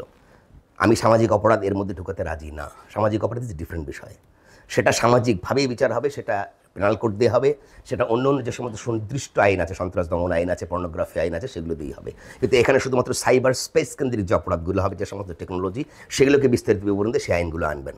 কারণ আপনি এরপরে আসলে এআই এর জন্য আইন করবেন, মেশিন লার্নিংয়ের জন্য আইন করবেন, এটা কোনো হাস্যকর জিনিস, কোনো দুনিয়াতে করে না এটা।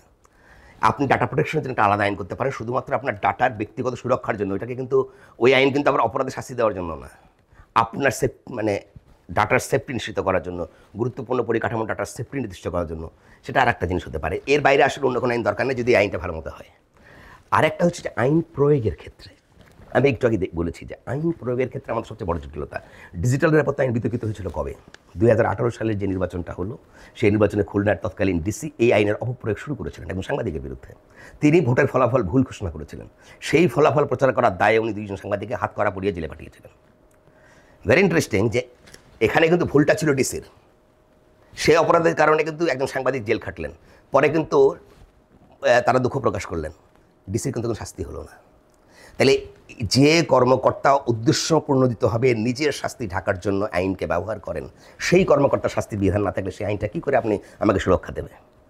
এবং আরেকটা ব্যাপার হচ্ছে যে আমাদের বর্তমান যে অ্যাডমিনিস্ট্রেটিভ স্ট্রাকচার, আমরা এখন দেখছি যে এই প্রশাসনিক সংস্কার কমিশন নিয়ে ক্যাডারদের মধ্যে অনেক রকম ঝামেলা কেন হচ্ছে আসলে, কারণ আমাদের টোটাল অ্যাডমিনিস্ট্রেটিভ স্ট্রাকচারটা আসলে ঔপনিবেশিক কাঠামোতে আছে। এর মধ্যে একটি কর্তৃত্ব প্রয়োগের বিষয় আছে। গোটা দুনিয়াতে যখনই আপনি অ্যাডভান্স টেকনোলজির কথা বলছেন, যখনই স্মার্ট টেকনোলজির কথা বলছেন, সেইখানে আর অ্যাডমিনিস্ট্রেশন থাকে না। আপনি এই যে ইন্দোনেশিয়ার উদাহরণ দিই, সেখানে smart bureaucracy for smart city বলে একটা গবেষণা হয়েছিল, ডক্টর আরিফ বাদী প্রাত্মা এবং অন্যরা করেছিলেন। দেখেন সেখানে কীভাবে তারা অ্যাড্রেস করেছেন।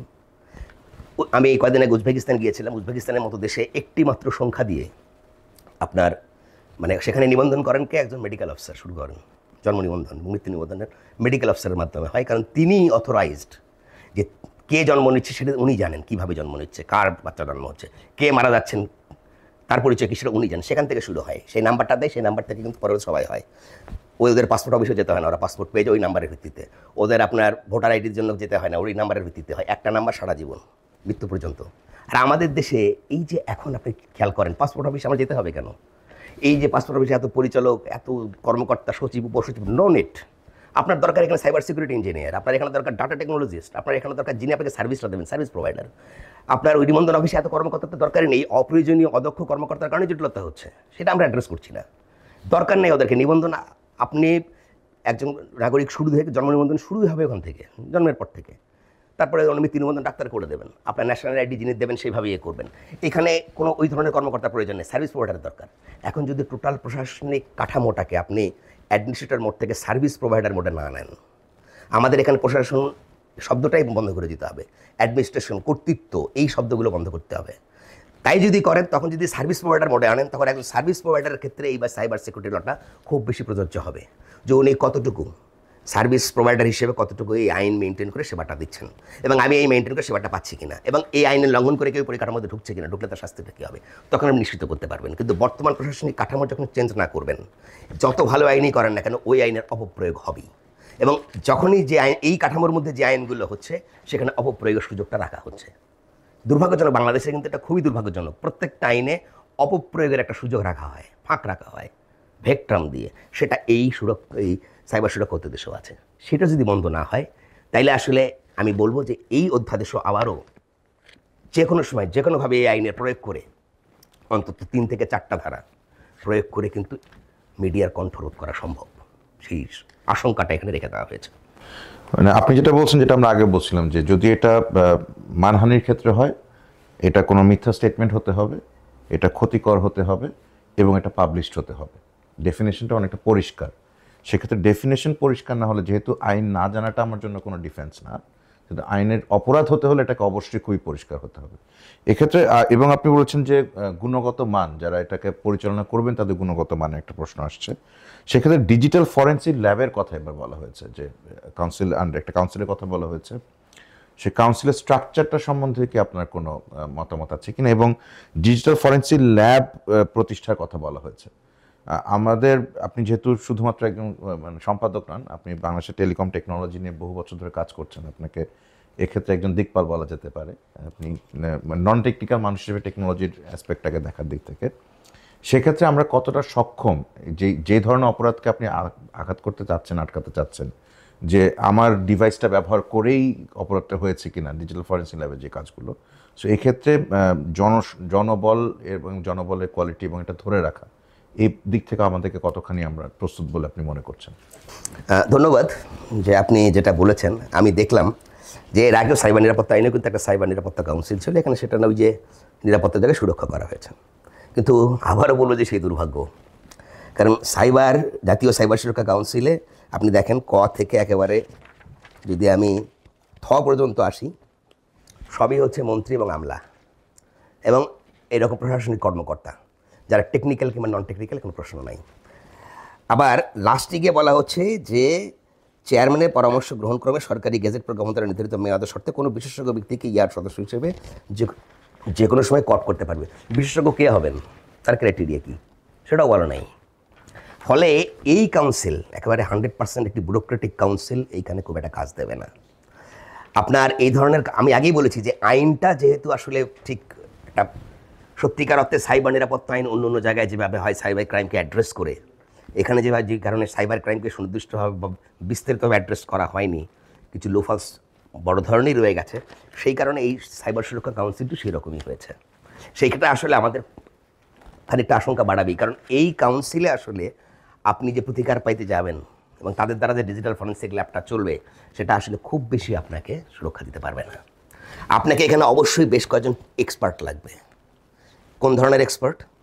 একজন সাইবার নিরাপত্তা বিশেষজ্ঞ লাগবে, চিনে টেনে কাজ করেন, টেকনিক্যালি এক্সপার্ট এবং যারা এই সোশ্যাল মোবিলাইজেশন সংখ্যায় কাজ করার অভিজ্ঞতা আছে, এরকম এখন অনেকেই আছে।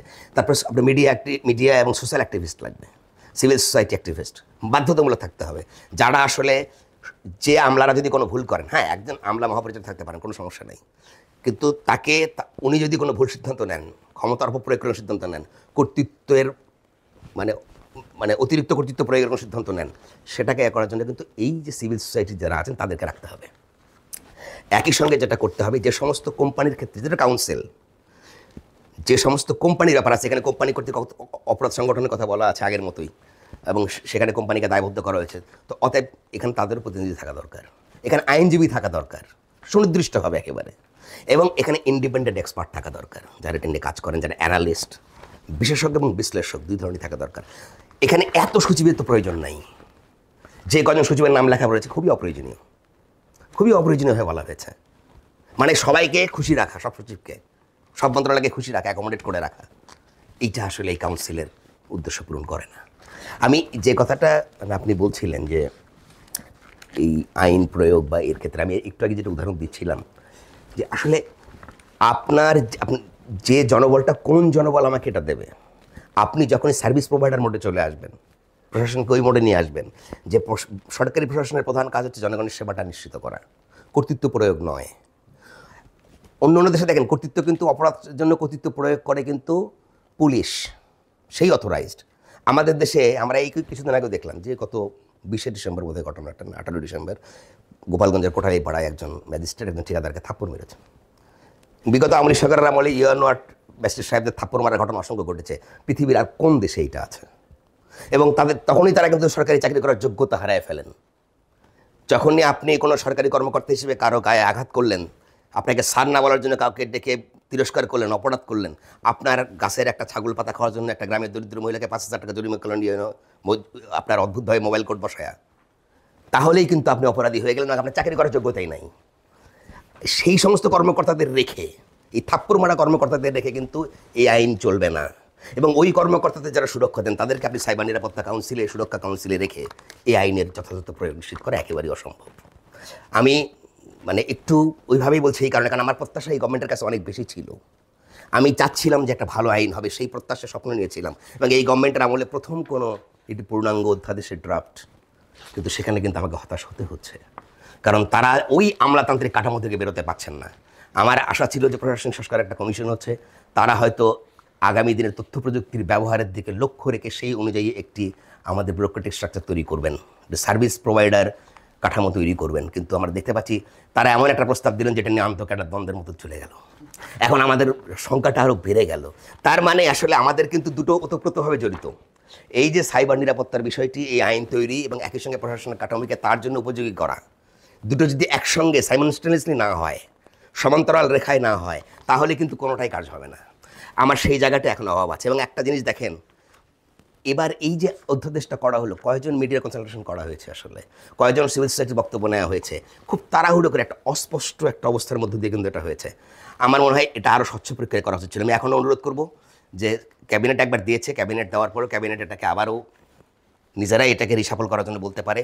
রাষ্ট্রপতির কাছে সাইন করার আগে তাদের উচিত আরেকবার এটা পর্যবেক্ষণের জন্য দেয়া, যেন এমন যে আইন করার বদনাম আওয়ামী লীগ গভর্নমেন্ট নিয়েছিল, যারা এই সমস্ত আইন করতে গিয়ে ফ্যাসিজমের, তারা ফ্যাসিস্ট গভর্নমেন্ট হিসেবে চিহ্নিত হয়েছে, সেই ঐতিহ্যকে যেন এই গভর্নমেন্টের ঘাড়ে না আসে, আমি এটা চাই।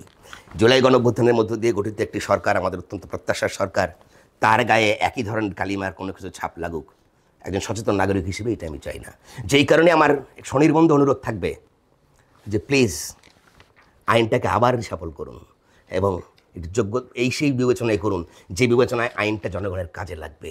আগামী দিনে আমাদের একটা বড় জনগোষ্ঠী, যে জেনজি, তারা কিন্তু আসলে তথ্য প্রযুক্তি কেন্দ্রিক জনগোষ্ঠী হবেন। তারা যে তথ্য প্রযুক্তির আবহে বড় হবেন, তারা আসলে আপনাকে আমাকে ফিজিক্যালি এইভাবে চিনবেন না। এই আপনি থাকবেন এই মাটির উপরে দাঁড়িয়ে, কিন্তু আসলে আপনি বিচরণ করছেন আরেকটি জগতে, যে জগৎকে আপনি হাতের মুঠোয় রেখে দিচ্ছেন। হাতের মুঠোর মধ্যে এমন বড় একটা জগৎ যেটা বিশ্বব্রহ্মাণ্ডের চেয়েও বড়, কল্পনা করেন। আপনি সেই জগতের জন্য আইনটা করছেন, তো ওই জগৎটাকে তো আপনাকে অ্যাড্রেস করতে হবে। আমাদের এখানে একটাই বড় সমস্যা হয়েছে, আমি এটা বলেই আপনার কাছে যাচ্ছি আবার, যে সেটা হচ্ছে যে আমরা যখনই কোনো আইন করতে যাই, যখনই কোনো নীতি বিধিমালা করতে যাই, আমাদের ওই যে পুরনো একটা ড্রাফট আছে, ওইটার বাইরে আমরা যেতে পারি না। আধুনিক সময়টা কি, এর পরিবর্তনটা কি, 50 বছর পরের ইমপ্লিমেন্টটা কী হবে, ইম্প্যাক্টটা কী হবে, সেটা আমরা চাই না। এবং কষ্ট করে আমরা একটু দেখিও না আমার পাশের দেশ কীভাবে আইনটা করছে, কষ্ট করে একটু দেখি নেই যে গ্লোবাল ডিজিটাল কম্প্যাক্টটা হলো, সেখানে কী বলা হয়েছে, এর আগে আপনি ইউরোপিয়ান ইউনিয়নের জিডিপি আরে কী ছিল, অন্য দেশ এটা নিয়ে কীভাবে করছে, অন্য দেশ এটা তাল মেলানোর জন্য অ্যাডমিনিস্ট্রেটিভ স্ট্রাকচারকে কীভাবে চেঞ্জ করছে, কী পরিবর্তন আনছে, আমরা সেগুলো করি না। ফলে আমাদের সরকারের পর সরকার বদলায়, কিন্তু সরকারি সেবার ক্ষেত্রে পরিবর্তন হয় না। জনগণের হয়রানির মাত্র একই রকম থাকে, সেটাও পরিবর্তন হয় না। সেই পরিবর্তনটা আমাদের জরুরি দরকার, এবং সেটা একটা সুযোগ এখন আছে। তা আমি মনে করি সেই সুযোগটা এই আইনের মধ্যে দিয়ে হতে পারে। তাড়াহুড়ো করে অস্পষ্টভাবে যে অধ্যাদেশটা করা হয়েছে, সেটাকে আমি অনুরোধ করব যে একটু সময় নেন, ভালোভাবে করেন। আচ্ছা, এখানে আমি একটু রাশিদ ভাইয়ের সাথে একটু একটা জিনিস অ্যাড করতে চাই। আচ্ছা, আমরা যখন জাতীয় মানবাধিকার কমিশন নিয়ে কথা বলি, আমরা দুর্নীতি দমন কমিশন নিয়ে কথা বলি, আমরা কি চাই যে এগুলো একটি স্বাধীন স্বায়ত্তশাসিত সংস্থা হোক, তাই না? তাহলে আমরা যখন জাতীয় সাইবার সুরক্ষা কাউন্সিল করছি, এটা তো আমাদের প্রত্যাশা যে এটি একটি স্বাধীন, নিজের মতো করে একটি কমিশন হবে, যে সরকারের উপর ডিপেন্ডেন্ট না থেকে জনগণের সাইবার সুরক্ষায় তার মতো করে কাজ করবে। যদি আমরা সেই ধরনের কিছু একটা চাই, জনগণ হিসেবে যদি সেটা প্রত্যাশা করি, তাহলে এখানে কেন আমলা এবং বিভিন্ন বাহিনীর লোকদের আধিক্য? তাহলে যদি, এবং এখানে দেখবেন যে আমলাদের এবং বাহিনীদের যারা সার্ভিসে আছেন তাদের আধিক্য যদি এটা হয়, তাহলে এই যে কাউন্সিলটা, এটা কি স্বাধীনভাবে কখনো আপনার সিদ্ধান্ত কি নিতে পারবে? বিশেষত জনগণের সাইবার নিরাপত্তার ক্ষেত্রে। আমি যখনই সাইবার নিরাপত্তার কথা বলছি, এখানে জনগণের ব্যক্তিগত তথ্যের নিরাপত্তার বিষয়টি আছে, তাদের মত প্রকাশের স্বাধীনতার বিষয়টি আছে, অনলাইনে তাদের যে ডিজিটাল রাইটস আছে সেগুলোর বিষয় আছে। আমরা তো বিগত শেখ হাসিনার ফ্যাসিস্ট সরকারের সময় আমরা দেখেছি যে কীভাবে আমাদের মত প্রকাশকে গলা টিপে হত্যা করা হয়েছে, কীভাবে আমাদের সাইবার স্পেসে আমাদের কোনোভাবেই আমাদের যে কন্টেন্টগুলো রাখতে দেওয়া হয়নি, কিভাবে সাংবাদিক বলেন, আপনার বিভিন্ন পেশাজীবী বলেন, এমনকি সাধারণ জনগণ পর্যন্ত এই ডিজিটাল সিকিউরিটি অ্যাক্টের মামলায় দিনের পর দিন নির্যাতিত নিষ্পেষিত হয়েছে। এমনকি মুশতাক, উনি তো শেষ পর্যন্ত জেল হাজতে তো মারাই গেলেন। তো এই বিভীষিকাময় অভিজ্ঞতা তো আমরা দেখেছি। তো সেখানে আমার যখন একটি সাইবার সুরক্ষা কাউন্সিল হবে, সেটাকে একটি স্বাধীন স্বায়ত্তশাসিত সংস্থা হিসেবে করতে হলে এখানে অবশ্যই ক্ষমতার একটি ভারসাম্য থাকতে হবে। আমি অবশ্যই চাই যে এখানে আমলাদের হয়তো কিছু পার্টিসিপেশন থাকবে, কারণ প্রশাসনকে ছাড়া তো আমরা আগাতে পারবো না। দিন শেষে রাষ্ট্রের মাধ্যমে কিন্তু আমাদেরকে এই সমস্ত পলিসি বলেন, আইন বলেন, এগুলিকে কিন্তু বাস্তবায়ন করতে হবে। কিন্তু সেখানে অন্য যারা আছে, এখানে টেকনিক্যাল এক্সপার্ট আছে, এখানে হিউম্যান রাইটস অ্যাক্টিভিস্টদের থাকতে হবে, এখানে মিডিয়া কর্মীদের থাকতে হবে, এখানে সাধারণ, আমি তো বলবো যে একজন সাধারণ জনগণও এখানে একজন থাকতে পারে, যে সাধারণ জনগণ হিসেবে তার একটা রিপ্রেজেন্টেশন থাকলো এই কাউন্সিলে। সেই জায়গাগুলোকে আমরা যদি ইনকর্পোরেট করতে পারি, তাহলে এই জুলাই গণ অভ্যুত্থানের মাধ্যমে এই যে আমাদের যে অন্তর্বর্তী সরকার এসেছে, যাদের কাছে আমাদের মানে অপরিসীম প্রত্যাশা যে তারা বিভিন্ন খাতে সংস্কার আসবে, সেটা ট্রুলি সেটার যে রিফ্লেকশনটা এই আইনের মাধ্যমে হোক, যেটা রাশেদ মেহেদী ভাই ইতিমধ্যে বলে গিয়েছেন। এই জায়গাটাতে মানে আমি জাতীয় সাইবার সুরক্ষা কাউন্সিল যে আমি লিস্টটা দেখছি, সেখানে আপনি প্রথম যে কথাটা বলছিলেন যে সিকিউরিটি আর মানে প্রোটেকশন বা সেফটি, এই জায়গাটাতে এটাকে মনে হচ্ছে যে জাতীয় মানে ন্যাশনাল সিকিউরিটি কাউন্সিলের মতোই মনে হচ্ছে এটা যে ফরমেশনটা আর কি। অবশ্যই national security prevails over everything else, এটা সবচেয়ে গুরুত্বপূর্ণ ব্যাপার, কিন্তু সাইবার সুরক্ষা কাউন্সিলটা সম্ভবত আরেকটু ভিন্ন কিছু একটা হতে পারতো। এবং সেখানেই হয়তো আমাদের যে আলোচনাটা হলো আপনাদের দুজনের কাছ থেকে আমরা যেটা পেলাম যে সামাজিক অপরাধ এবং ডিজিটাল অপরাধ বা সাইবার অপরাধ, এই দুইটা অপরাধকে বোধহয় ভিন্ন খাতে রাখলে এক্ষেত্রে এই যে ফোকাসটা আর একটু ভালোভাবে দেওয়া যেত। যেহেতু আমরা এখানে এই কাউন্সিল আবার কন্টেন্ট বন্ধ কোনটা হবে সেটাও ঠিক করছে, সো কন্টেন্টটা আসলে কন্টেন্টের প্রোটেকশনটা হয়তো অন্যখান থেকে দেখা যেত। বরং আমার কাছে যেটা মনে হয়েছে, এটা আপনাদের দুজনের কাছেই প্রশ্ন, যে বাংলাদেশে প্রাইভেসি কিছু কিছু শব্দের আসলে এখন পর্যন্ত সঠিক বাংলা আসেনি এখনো, বা হয়তো কোনোদিন হবেও না। প্রাইভেসি শব্দটাই বাংলা হয়ে গেছে। প্রাইভেসি প্রোটেকশনের কোনো প্রকৃত আইন আমাদের দেশে নেই। আমাদের টেলিকম আইনে এর কিছু ব্যাখ্যা আছে, কিছু বাধা আছে, কিন্তু ওভারঅল প্রাইভেসি প্রোটেকশন আমাদের দেশে নেই। এবং এমনিতেও আমাদের ডিজিটাল ডেটা প্রোটেকশনেরও কোনো আমাদের এখন পর্যন্ত কোনো সুনির্দিষ্ট আইন নেই। সাইবার সুরক্ষার ক্ষেত্রে প্রাইভেসি এবং ডেটা, এই দুইটার সুরক্ষা কি এই ধাপেই পড়ার কথা ছিল না? সেটার জন্য কি আমরা আলাদা আইনে যাব, নাকি আমরা এই জায়গা মানে গেলে ভালো হয় আর কি, যেহেতু আইন প্রয়োগটা তো আপনাদের দুজনের কারোই কাছে পড়ছে না, কিন্তু প্রাইভেসি এবং ডেটা প্রোটেকশনটা কি এখানে বেশি গুরুত্বপূর্ণ ছিল না যে আমার কন্টেন্টের ম্যানেজমেন্ট এবং মিটিগেশনের ক্ষেত্র থেকে? সেক্ষেত্রে আপনাদের দুজনের মতামতটা জানতে চাচ্ছিলাম আর কি। আচ্ছা, এখানে যেটা গুরুত্বপূর্ণ সেটা হচ্ছে সারা বিশ্বে আপনি দেখবেন যে ডাটা প্রোটেকশন অথবা প্রাইভেসি, এটাকে মানে সবচেয়ে গুরুত্বপূর্ণ একটা অংশ ধরা হচ্ছে ওভারঅল ইন্টারনেট সেফটি অথবা সাইবার সেফটির ক্ষেত্রে। ইউরোপিয়ান ইউনিয়ন তো একটা পুরোপুরি আলাদা একটা রুলস অ্যান্ড রেগুলেশনস করে ফেললো, যে জেনারেল ডাটা প্রোটেকশন রেগুলেশন। কেন? কারণ হচ্ছে ইন্টারনেটে যখন আমরা বিচরণ করি, মূলত আমরা আমাদের ডাটাটা আদান প্রদান করি, আমাদের আইডেন্টিটি কিন্তু এই ডাটার মাধ্যমে। তো সেটা যখন কোনো সেফটি নাই, সেটা প্রাইভেসি যখন নাই, তাহলে এটা যদি না থাকে তাহলে আর অন্য সকল কিছু অর্থহীন।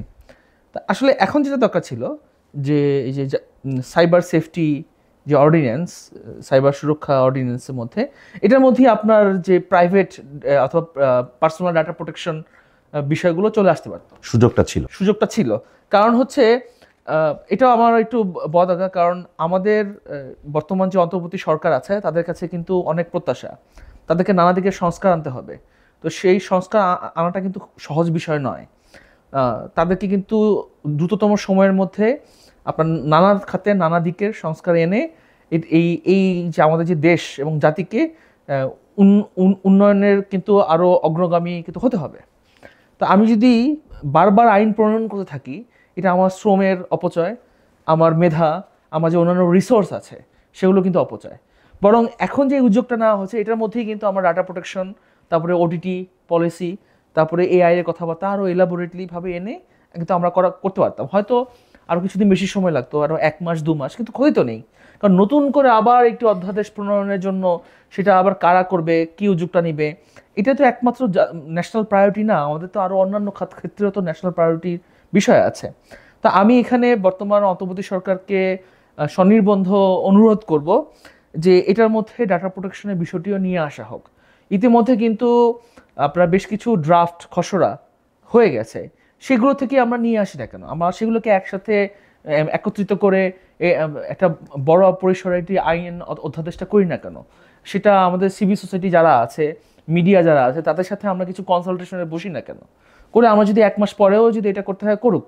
রাশেদ ভাই তো ইতিমধ্যে বলে দিয়েছে যে ক্যাবিনেটে এটা অনুমোদন দেওয়া মানেই যে এটা চূড়ান্ত তা না। ক্যাবিনেট চাইলে সেটাকে আবার রিকল করতে পারে, আবার নতুন করে একটা খসড়াকে নতুন করে অনুমোদন দিতে পারে। এবং আমাদের যে বর্তমান অন্তর্বর্তী সরকারে আমাদেরই খুবই কাছের মানুষ, যারা মানে কি বলব, দীর্ঘদিন ধরে নানাভাবে দেশের মানুষের অধিকারের পক্ষে লড়াই করেছেন, তারাই কিন্তু বর্তমান সরকারে নানা পদে অধিষ্ঠিত হয়ে আছেন। তো তাদের কাছে কিন্তু এই মেসেজটা আমি মনে করি গেলে তারাও কিন্তু এটা আশা করি বিবেচনা করবেন। তা এখন যেটা দরকার যে আমাদের জনগণের পক্ষ থেকে বারবার এটা বলে যাওয়া যে যোগ্য কিছু লোক সরকারের মধ্যে আছেন, আপনারা একটু কষ্ট করে আর একটু যদি বড় সময় নিয়ে করেন, তাহলে ভবিষ্যতে আমাদের নতুন করে আবার একটি অধ্যাদেশ অথবা আইন প্রণয়নে সেই ঝুঁকি ঝামেলায় যেতে হবে না। সেক্ষেত্রে একই প্রশ্ন রাশেদ ভাই, যে প্রাইভেসি এবং ডেটা এই দুইটাকে সুরক্ষা না দিয়ে আমি সাইবার সুরক্ষা দিতে পারছি কি না আদৌ? ধন্যবাদ। ইতিমধ্যে এই বিষয়ে শামীম ভাই খুব ভালোভাবেই বলেছেন, আমি একটু যোগ করতে চাই। দেখেন, দুই জিনিস, ব্যক্তিগত ডাটার সুরক্ষা আর একটা হচ্ছে সাইবার সুরক্ষা। সাইবার সুরক্ষার মধ্যে সাইবার নিরাপত্তার বিষয়টি আসবেই, এবং সাইবার সুরক্ষা দিতে গেলে কিছু ক্রিমিনাল অ্যাক্টিভিটিসের প্রসঙ্গ আছে। কিন্তু ব্যক্তিগত ডাটা প্রোটেকশনের ক্ষেত্রে কিন্তু আসলে ক্রিমিনাল অ্যাক্টিভিটির চেয়েও বেশি হচ্ছে যে আপনার প্রাইভেসি নিশ্চয়তা দেওয়া। দুটো ক্ষেত্রে একটা কমন বিষয় আছে। আপনি যদি টেকনোলজিক্যালি দেখেন, আপনার আইটা যদি টেকনোলজিক্যালি একটা আই হিসেবে চিন্তা করেন, তখন বুঝতে হবে যে সাইবার স্পেসে আপনি কতখানি টেকনোলজিক্যালি সাউন্ড, তার উপর নির্ভর করে আপনি কতটা সুরক্ষিত থাকবেন। ফলে আমার টোটাল যে সাইবার স্ট্রাকচারটা, মানে আমার ডিজিটাল ডিভাইসের যে স্ট্রাকচারটা আছে, সেই জায়গাটা আমাকে সুরক্ষিত করতে হবে। আগে মাথায় রাখবেন যে সাইবার স্পেসে আমার একটি ঘর কি, ফিজিক্যাল স্পেসে আমার একটি ঘরকে আমি সুরক্ষিত করি, তালা দিই, ভালো ম্যাটেরিয়ালস দিয়ে দেয়ালটা বানাই, ভালো ছাদ দিই। ঠিক সাইবার স্পেসে আমার কিন্তু একটা বড় ঘর হচ্ছে ডিভাইস। আমি একটি ডিভাইসের মাধ্যমে কানেক্টেড থাকি, আমি একটি ডিভাইসের মাধ্যমে ডাটা আদান করি। তাহলে প্রথম আসবে ডিভাইস। আমাকে এমন একটি ডিভাইস ব্যবহার করতে হবে যে ডিভাইসটি নিজে থেকে অনেক বেশি সুরক্ষিত, যে ডিভাইসটি আসলে আমাকে সুরক্ষা দিতে পারে। সেই ডিভাইসটা যদি আপনি আমার হাতে দিতে পারেন, নিশ্চিত করতে পারেন, তাহলে আমি প্রথমে অনেকটা সুরক্ষিত হয়ে গেলাম। মানে সাইবার স্পেসে সুরক্ষার জন্য, ব্যক্তিগত নিরাপত্তার জন্য সবচেয়ে বেশি দরকার আইন না, সবচেয়ে বেশি দরকার হচ্ছে আপনার একটি নিরাপদ সিস্টেম। সেই সিস্টেমটা শুরু হবে ডিভাইস দিয়ে। ডিভাইসের পরে কি হবে? এটি কানেকশন। যে নেটওয়ার্ক দিয়ে বা যে ইন্টারনেট নেটওয়ার্ক দিয়ে আপনি কানেক্টেড হচ্ছেন, সেই কানেকশনকে আপনার সিকিউর করতে, নেটওয়ার্ক প্রোটোকলটা সিকিউর করতে হবে। যখন আপনি সিকিউর কানেকশন দিয়ে সিকিউর ডিভাইসে আসেন, তখন কিন্তু আপনার সিকিউরিটি প্রাইভেসি অনেকখানি নিশ্চিত হয়ে গেছে। এরপরে হচ্ছে কন্টেন্ট। আপনি যে সমস্ত কন্টেন্টগুলো দিচ্ছেন, সেই কন্টেন্টগুলো যারা প্রোভাইড করছে, যারা ক্রিয়েট করছে, তারা কতটা সচেতন। আমাদের এখানে অনেক কন্টেন্ট ক্রিয়েটার আছেন যারা আসলে বোঝেন না যে কন্টেন্ট আসলে কি। এখানে প্ল্যাটফর্মগুলো দায়বদ্ধতা আছে। আমাদের ফেসবুক বলেন, গুগল বলেন, যে সমস্ত প্ল্যাটফর্মগুলো আছে গ্লোবালি, এরা এই দায়টা নেয় না। তারা বলে যে ভাই আমরা ওপেন স্পেস দিছি, আপনারা যা করেন। এবং আপনি খেয়াল করে দেখবেন, এরা যেহেতু ইউএসএর কোম্পানি, যুক্তরাষ্ট্র যখন যে দেশের উপর যে ধরনের নীতি প্রয়োগ করে, সেই ধরনের কন্টেন্টগুলো ওখানে বেশি ভাইরাল হয়। ওরা যে ধরনের পলিসিগুলো যে দেশে দেশে অ্যাপ্লাই করে, সেই অনুযায়ী তারা কন্টেন্টগুলো ইয়ে করে। বাংলাদেশে এর আগে হচ্ছে মুক্তিযুদ্ধের ছবি দিলে বলে যে এটা সন্ত্রাসী ছবি বলে ফেসবুক ডিলিট করে দেয়। একটা চাইল্ড ইয়ে হয়েছে দিলে বলে এটা অ্যাবিউজারই হয়েছে, দিচ্ছে না। কিন্তু অথচ ভয়ঙ্কর ডিফেমিং কন্টেন্ট, ভয়ঙ্কর ডিফেমিং ভিডিও চিত্র যা খুশি বানানো হচ্ছে, মানুষকে যা খুশি গালাগাল করা হচ্ছে, আপনার তারা সেটা ভাইরাল করে কোটি কোটি করে ফেলতেছে। এই ক্ষেত্রে রাশেদ ভাই, আপনি তো সম্পাদক, এখানে আমার একটা, যেটা মতামত কলাম বলে একটা জিনিস ছিল আগে সংবাদপত্রে, এখনও আমরা মতামত পাই, নিচে লেখা থাকে মতামতের জন্য সম্পাদক দায়ী নয়। তো প্ল্যাটফর্ম তো কখনোই থার্ড পার্টির মতামতের না, আমি বলি সম্পাদক মতামতের জন্য দায়ী নয়, এই কথাটি ঠিক না। আমি কিন্তু আমার প্ল্যাটফর্ম বলি, যেখানে এখন কিন্তু দেখুন কোথাও কিন্তু সম্পাদকরা এটা লেখে না। মতামতের জন্য সম্পাদক দায়ী নহেন এমন কথা লেখার সুযোগ নাই। কারণ একটি মিডিয়া যখন আপনি কন্টেন্ট দিচ্ছেন, ওই কন্টেন্টের সমস্ত দায় সম্পাদকের। সম্পাদিত একটি মিডিয়ায় সম্পাদক মতামতের জন্য দায়ী হবেন, এটা কেমনে হয়? এটা তো ইম্পসিবল। ঠিক একইভাবে ফেসবুক বা গুগলের যে সমস্ত ইনফরমেশন যাবে, সেগুলোর জন্য প্ল্যাটফর্মকে দায় নিতে হবে, দায়বদ্ধ করতে হবে। অলরেডি অনেক দেশ দায়বদ্ধ করে ফেলেছে যে তুমি আমার কাছে এসে কন্টেন্ট দিয়ে গেলে আর বললে আমি জানি না, এটা হবে না। বাট আমাদের মতো বাংলাদেশের মতো ছোটো ছোটো দেশগুলো আমরা আসলে এখন তাদেরকে দায়বদ্ধ করতে পারি নাই। কীভাবে দায়বদ্ধ করা যায়? যেমন ধরেন, যার সক্ষমতা আছে, চীন কাউন্টার টেকনোলজি দিয়ে কাউন্টার প্ল্যাটফর্ম তৈরি করে ফেলেছে, ওই প্ল্যাটফর্মগুলো ওখানে কোনো ভূমিকা রাখতে পারছে না। রাশিয়া ঠিক সেই রকম যদি আমরা আমাদের কিছু এরকম প্ল্যাটফর্ম করতে পারি, সেটা হয়তো অনেক দূরন্য এই চিন্তা, সেই সক্ষমতা আসলে আমাদের এখানে নাই। কিন্তু আমরা যেটা করতে পারি, ইন্ডিয়া যেটা করেছে, যে তার দেশে তাদের মাদার সিডিএন রাখার ব্যবস্থা করেছে। ফেসবুক কিংবা গুগলের কিন্তু রিজনাল যে মাদার সিডিএন, সেটা ইন্ডিয়াতে। তাহলে ইন্ডিয়া থেকে আপনার কিন্তু এখনও বাংলাদেশে কিন্তু যে আমরা ফেসবুক গুগলের যেটা পাই, সিঙ্গাপুর থেকে না, কিন্তু ম্যাক্সিমাম আইটিসি দিয়ে ইন্ডিয়া থেকে আসে। কারণটা কি? এটার লেটেন্সিটা অনেক কম, 10 মিলি সেকেন্ড। সিঙ্গাপুর থেকে গেলে 45 মিলি সেকেন্ড চলে যায়। তো তারা কী করেছে? ওখানে লে করেছে। ফলে কী হয়েছে? যে কোনো ধরনের কন্টেন্ট তারা গভর্নমেন্ট কিন্তু ওদেরকে বলতে পারে যে এই কন্টেন্টটা আমার রাষ্ট্রের অখণ্ডতার জন্য ভয়ঙ্কর করতে পারে, তোমরা এখন সরাও। ওটা কিন্তু দ্রুত ওখান থেকেই করা যাচ্ছে, যেটা আমরা পারছি না। তাহলে আপনাকে দায়বদ্ধ করার মেকানিজম কিছু নিয়ে আসতে হবে। প্রয়োজনে এমন হতে পারে, আমি বলি, যদি মনে করেন যে খুব বেশি ক্ষতিকর, আপনি ওদেরকে, আমি এটা গ্লোবালি আমি করেছি যে এটা গ্লোবালি একটা কনসেন্সাস হওয়া উচিত। ফেসবুক যখনই বলে যে আমার সব কিছু বন্ধ করে দিলে, আমার এখানে যারা কমার্স করছেন তারা কী করবেন? আপনি কমার্স আলাদা ডোমেইন খোলেন না রে বাবা। আপনাকে কে বলছে এই সোশ্যাল মিডিয়া এই ডোমেনের মধ্যে কমার্সটা করতে হবে? এটা তো চালাকি। এগুলো হচ্ছে আপনি একটা আমি আরও খুব স্পষ্ট ভাষায় বলি যে Google, Facebook is nothing but A surveillance tool of US intelligence. কিছুই না, এটা সার্ভিলেন্স টুল। আপনার সমস্ত ডাটা সে নিয়ে নিচ্ছে।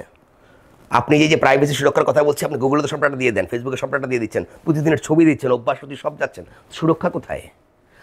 কিন্তু আমার সুরক্ষার জায়গাটা কোথায়, সেটা নিশ্চিত করতে হবে। আমি আপনার এই ইন্টারন্যাশনাল প্ল্যাটফর্মে যাচ্ছি না, যখন আমি এই আইনটা করছি, তখন আমাকে চিন্তা করতে হবে আমার সার্ভারে কোন ডাটা আছে, আমার সার্ভারে আমার জাতীয় নিরাপত্তার ডাটা আছে, আমার পাসপোর্টের ডাটা আছে। এই ডাটাবেসটা আমাকে রক্ষা করতে হবে। কিছুদিন আগে নিবন্ধনের সমস্ত ডাটা ওপেন হয়ে গেছে, কত লোকের চলে গেছে। কিছুদিন আগে আমরা বেশি কিছু ব্যাংকের ডাটা এরকম ওপেন হয়ে গেছে, আপনার ওই ডার্ক ওয়েবে বিক্রি হয়ে গেছে। এটা সুরক্ষা কে দেবে?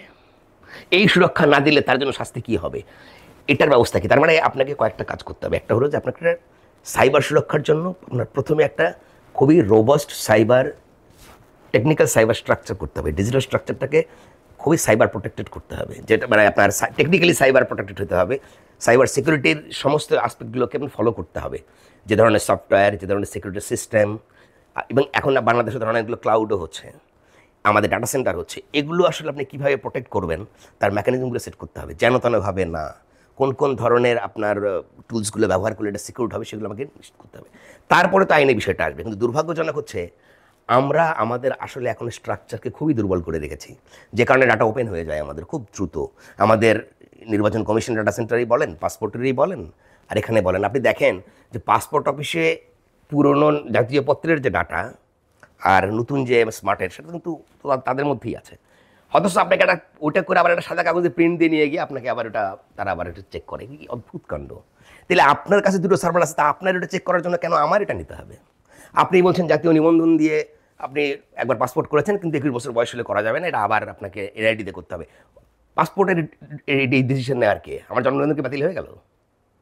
আমি যদি জন্ম নিবন্ধন দিয়ে করি, কোনো কারণে এনআইডি করতে না পারি, তার মানে আপনি আমাকে একটা সিস্টেমের মধ্যে বাধ্য করতেছেন। এটা তার দায়িত্ব না। এই ধরনের যে অপপ্রয়োগগুলো হচ্ছে এখানে, কারণ আমরা সুন্দর স্ট্রাকচারটা তৈরি করতে পারিনি এখনও। আমাদের সরকারি সেবায় এখনও ওই যে ডাটাবেসগুলোর যে একটা স্ট্রাকচার করা দরকার, ইউনিফাইড, সেই স্ট্রাকচারটা হয়নি। সেটা করার জন্য আগে গভর্নমেন্টকে মনোযোগ দিতে হবে ভাই। তারপরে আইন দেখবেন এমনি ভালো হয়ে গেছে। আমাদের যেহেতু স্ট্রাকচারের মধ্যে এতগুলো অ্যানোমালিস, যেই কারণে আসলে আইনটাও এরকম হয়ে যায়। এটা আসলে দিয়ে লাভ নেই। যে লোকরা করেন তারা আসলে ওই মেন্টালিটির। এই আইনটা, আমি আর একটা জিনিস বলি, যে আইন সুরক্ষা যদি দিতে চান, আইন করার ক্ষেত্রে এই টিপিক্যাল ব্যুরোক্রেটিক সিস্টেমটাকে বন্ধ করতে হবে। আইন করতে হবে একটা জাতীয় কমিটির মাধ্যমে, যেই কমিটিতে সাইমন রেজার মতো এক্সপার্টরা থাকতে পারেন, যেই কমিটিতে এরকম বড় আইনবিদ, টেকনোলজিক্যাল এক্সপার্ট, টেকনিক্যাল এক্সপার্ট এবং গভর্নমেন্টের প্রতিনিধি সবাই থাকবেন, সুশীল সমাজের প্রতিনিধি থাকবেন, মিডিয়া কর্মীরা থাকবেন। সেই কমিটির মাধ্যমে যখন ড্রাফটটা যাবে, ওটা দেখবেন কত চমৎকার ড্রাফট হয়। কিন্তু যখনই আমরা ড্রাফট করেন, তারা কপি করেন, পুরনো আইনের কপি, ওখান থেকে কপি, ওখান থেকে কপি, যেই কারণে এটার আসলে একটার সঙ্গে আর একটা মিল পাওয়া যায় না, যেটা আমরা এখন দেখছি, আগেও দেখেছি। সেই জায়গাটা আমাদেরকে কিন্তু আগে অ্যাড্রেস করতে হবে। আপনি যে বলছিলেন এটা দুর্ভাগ্যজনক যে বাংলাদেশে এখনও ডাটা প্রাইভেসি শব্দটি নিয়ে খুব বেশি কেউ চিন্তিত না। আমি বলি আমাদের জাতীয় প্রেস ক্লাবের ডাটাই কিন্তু উন্মুক্ত, দেখলেন আমার সার্ভারে প্রায় দেখি যে সার্চ দিলে জাতীয় প্রেস ক্লাব থেকে আমার সমস্ত তথ্য ওখানে দেখা যায়। এটা তো ঠিক না। এখন আমি বলছি সরকারের কথা বলছি, কিন্তু আমার প্রেস ক্লাবে কিন্তু ডাটা সুরক্ষা করতে পারে নাই। তাহলে সরকারি পর্যায়েও নাই, নিবন্ধনের সুরক্ষা নাই, এখানে সুরক্ষা নেই, ওখানে নাই। আমি আগেই বলছিলাম যে নিবন্ধনের এই কর্মকর্তাদের দরকার নাই তো ভাই। নিবন্ধন অফিসে দরকার হলো একজন, প্রথম যে দরকার দুইজন, একজন ডাটা সায়েন্টিস্ট দরকার, একজন সাইবার সিকিউরিটি ইঞ্জিনিয়ার দরকার। এই দুটো হলো মাস্ট, তারাই এটা চালাবেন। এইখানে তথাকথিত অ্যাডমিন ক্যাডারের পরিচালক, মহাপরিচালক দরকার নাই। এটা আসলেই সমস্যাটা তৈরি হবে। তারা পারবেন না, তারা ব্যর্থ হয়েছেন, তারা দেখিয়েছেন, তারা পরীক্ষিত ব্যর্থদেরকে যদি আবার আপনি ওই কাউন্সিলে রেখে আবার ওইখানে রেখে যে কোনো আইন প্রয়োগ করাতে চান, পারবেন না, সুরক্ষা তো হবেই না। তাদেরকে দিয়ে আইন প্রয়োগ করতে চাইলে সেই আইনটা হবে না। সো আপনাকে এখন স্ট্রাকচারালি চেঞ্জটা করতে হবে। সেই জন্য আমি বলছি যে আসলে ডাটা প্রোটেকশন একটা দরকার আছে।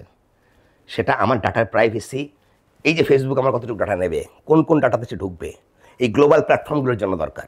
গ্লোবাল ক্লাউডগুলো এখন অনেক বেশি ঢুকছে, সেই ক্লাউডগুলো আসলে আমার ডাটার সঙ্গে কোন কোন ডাটা কতটা মাত্রায় সিনক্রোনাইজ করতে পারবে, আমার রাষ্ট্রীয় ডাটা কোনটা, আমার পার্সোনাল ডাটা কোনটা, আমার সামাজিক ডাটা কোনটা, আমার কোন কোন ডাটা ওপেন থাকবে, কোন কোন ডাটা আপনার প্রাইভেট হিসেবে সিকিউর থাকবে, যেখানে ঢুকতে পারবে না, এগুলো নির্ধারিত করার জন্য একটা আইন বা নীতিমালা দরকার।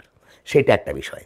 আর সাইবার সুরক্ষা যেটা হলো, সাইবার অপরাধগুলো তো হবে, ট্রানজ্যাকশন অপরাধ হবে, হ্যাকিং হবে, আমার র্যানসমওয়্যার অ্যাটাক করে আমাকে বন্ধ করা হবে, এইরকম অপরাধগুলো কিন্তু হচ্ছে। আমার সমস্ত সিস্টেমে ঢুকে আমার ছবি, আমার সব কিছু চুরি করে নেওয়া হবে, সেটা কেউ না কেউ করছেন, দেশে কিংবা বিদেশে। তাকে আমি কী করে প্যানালাইজ করব, কী করে দায়বদ্ধ করব, সেটার জন্য এই আইনটা। এই দুটোর মধ্যে আমাদের এখনও একদম ক্লিয়ারলি পার্থক্যটা করতে হবে। সেই জন্য যে নলেজটা দরকার, আমার মনে হয় খুব দুঃখজনক যারা আইনটি করছেন তারা আসলে ওই সম্যক ধারণা রাখেন কিনা, এই প্রশ্নটি তাদের এই ট্রাপ্টের কারণ হচ্ছে। আমি মনে করি তারা খুবই জ্ঞানী, কিন্তু এটা সেটা প্রমাণ করছে না। সো এই সুরক্ষা নিয়ে প্রশ্ন উঠছে, এই আইন নিয়ে প্রশ্ন উঠছে, যেটা কতটা সুরক্ষা দিতে পারবে। সো উনি একটা কথা খুব গুরুত্বপূর্ণ বলেছেন যে আসলে আইন তো আমরা বারবার করব না, আইন আমরা একটাই খুব ভালো করে করব। সেই আইনের আমব্রেলায় অনেকগুলো নীতিমালা হবে, অনেকগুলো রেগুলেশনস হবে, সেটা হবে। কিন্তু আমরা যদি বারবার শুধু আইন করতে যাই, এটা আমরা আগে দেখেছি কি, এটা এআই আইন করে ফেলেন, এটা কিছু নতুন আসছে এটা আইন করে ফেলেন, এটা আসছে ওটা আইন করে ফেলেন। এটা কী মুশকিল। সবচেয়ে মাদার ল হতে পারে এই সাইবার সিকিউরিটি ল, মানে সাইবার সুরক্ষা হতে পারে, সাইবার সুরক্ষা, সাইবার প্রোটেকশন ল, এটাই হতে পারে আমার মাদার আইন। সেই আইনের মধ্যে সবগুলো বিষয়ই আসবে। আর ডাটা প্রোটেকশনের জন্য আমি আর একটা নীতিমালা কিংবা একটা ডাটা প্রোটেকশনটা এটা আন্ডার আসছে, এটা করতে পারে, ওটি সব। কিন্তু সেই বিস্তারিত স্কেলে যদি আইনটাকে নেওয়া হইতো, তাহলে কিন্তু আজকে এই বিতর্কের প্রশ্ন আসতো না। কিন্তু দুর্ভাগ্যজনক সেটা নেওয়া হয়নি। একটা টিপিক্যাল অবস্থানে রেখে আইনটা দেওয়া হয়েছে, যেটা ওই যে আবার বললাম। তবে আমি কিন্তু একটু আশাবাদী, আমরা আগে সরকারকে শোনাতে পারিনি, কারণ তাদের মাথার মধ্যে একটা ফ্যাসিজমের ভূত ছিল। তারা ওটা চর্চা করেছেন। তারা যে ইলেকশন প্রক্রিয়ার মধ্যে এসেছেন, সেখানে তাদের এই প্রশাসনিক ব্যবস্থাকে তারা ব্যবহার করেছিলেন। ফলে তাদের উপায় ছিল না এই প্রশাসনকে কোনোভাবেই চেঞ্জ করার, সংস্কার করার। কিন্তু এই গভর্নমেন্ট তো তা না। এই গভর্নমেন্ট একটু অভ্যুত্থানের মধ্যে দিয়ে এসছে। তারা আসলে ওই যে সমস্ত তিক্ত অভিজ্ঞতা ছিল তার বিপরীতে ভালো অভিজ্ঞতা দেওয়ার একটি দায়বদ্ধ জায়গা থেকেই তারা আমাদের সরকার হিসেবে আছেন।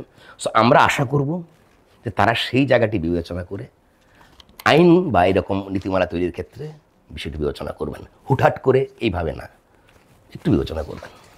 আলোচক দুজনকে অসম্ভব ধন্যবাদ। হ্যাঁ, অবশ্যই এখানে সমালোচনা থাকবে, এবং যেটা সামিম ভাই বলছিলেন যে কনস্ট্রাকটিভ ক্রিটিসিজম, রাশেদ ভাই জিনিসটাকে আর একটু অন্য ধাপে নিয়ে গেছিলেন কনস্ট্রাকটিভ ক্রিটিসিজমের। এখানে আসলে স্ট্রাকচারালি আমাদের জন্য বেশ কিছু কাজের প্রয়োজন আছে, এবং সাইবার সুরক্ষা জিনিসটা আসলে আমাদের এখন কাজটা পুরোপুরি না করলে, আগের আইনটা বাতিল হওয়ার পরে যদি গ্যাপ হয়ে যায়, সেখানে একটা বড় ধরনের রিস্ক আছে। যেরকম হ্যাকিং বা যেটা বলেন যে ডিজিটাল ফাইন্যান্সিয়াল ক্রাইম, এই ব্যাপারগুলো যদি অপরাধ না থাকে, কারণ ওগুলো আবার আগের আইনে পুরোপুরি কাভার হয় না, কারণ আইন অপরাধগুলো ধরন ভিন্ন। কিন্তু যদি আমরা জিনিসটাকে হলিস্টিক্যালি যদি নিয়ে আসতে পারি, যে আমাদের প্রাইভেসি প্রোটেকশন, ডেটার প্রোটেকশন, কারণ এই দুটো প্রোটেকশন আমাদের সাইবার রেজিমের জন্যই। ওই দুটার প্রোটেকশন না থাকলে আমাদের আসলে ওভারঅল সাইবার সুরক্ষাটা হয় না। কারণ আমার হ্যাকিংয়ের ক্ষেত্রে private data makes a big impact. যে আমার ডেট অফ বার্থ জানা, আমার স্ত্রীর নাম জানা, আমার পেটের নাম জানা, আমার দেশের বাড়ি কোথায় জানা, এটার উপর ডিপেন্ড করে আমার পাসওয়ার্ড বের করাটাও একটা সিস্টেমের জন্য সহজ। সো যেটা আপনারা বলছেন যে ওভারঅল যে এই জিনিসগুলোকে কনসিডার করে যদি আরেকটা সুযোগ তৈরি করা যায়, আমরা ড্রাফটটা দেখেছি, ড্রাফটটা খারাপ বলার কোনো উপায় নেই, কিন্তু এটা আরও ভালো হওয়ার মানে অনেক সুযোগ আছে এবং এখানে আরও বেশ কিছু গুরুত্বপূর্ণ অংশ আমাদের কাছে মনে হচ্ছে বাদ পড়ে গিয়েছে এবং কিছু অংশকে হয়তো অন্য আইনের অধীনে রেখে এখান থেকে বের করে নিয়ে আসা সম্ভব, যেটার মাধ্যমে আইন যত সহজ হবে, যত সহজবোধ্য হবে, তত হয়তো দেশের নাগরিক হিসাবে এবং দেশে যারা ব্যবসা করেন, সাংবাদিকতা করেন বা যারা আমলারাও আছেন, ওনাদেরও আইনের কাঠামোটা অনেক বেশি প্রয়োজন। কারণ একটা কথা তো প্রয়োজন যে একজন নাগরিক যা আইনে বাধা দেয়া নেই তার সবই একটা নাগরিকের জন্য হালাল, আর সংস্থার জন্য যা কিছু আইনে নেই তা কিছু হারাম। সো এক্ষেত্রে আইন থাকাটা এবং না থাকাটা দুই সব ধরনের মানুষের জন্য এখানে অত্যন্ত গুরুত্বপূর্ণ এবং সংস্থার জন্য। এবং আমরা আশা করব এটা আমাদের এই সরকারের আমলে আসা প্রথম পূর্ণাঙ্গ খসড়া আমাদের হাতে আসা এবং অদ্যবধি অনুমোদন পাওয়া, এবং আমরা আশা করব যে যেটুকু আমরা উন্নতি দেখছি এখন উন্নতিটা প্রগতিশীল থাকবে এবং পরবর্তীতে এই আইনটাও আরও অধিকতর মানে সুগঠিত উপায় রূপে ফেরত আসবে এবং অন্যান্য আইনের ক্ষেত্রেও আমরা এই যে প্রগতিশীল যে ধারাটা এটা অব্যাহত থাকবে। সবাইকে অসংখ্য ধন্যবাদ। ধন্যবাদ। আপনাকে ধন্যবাদ।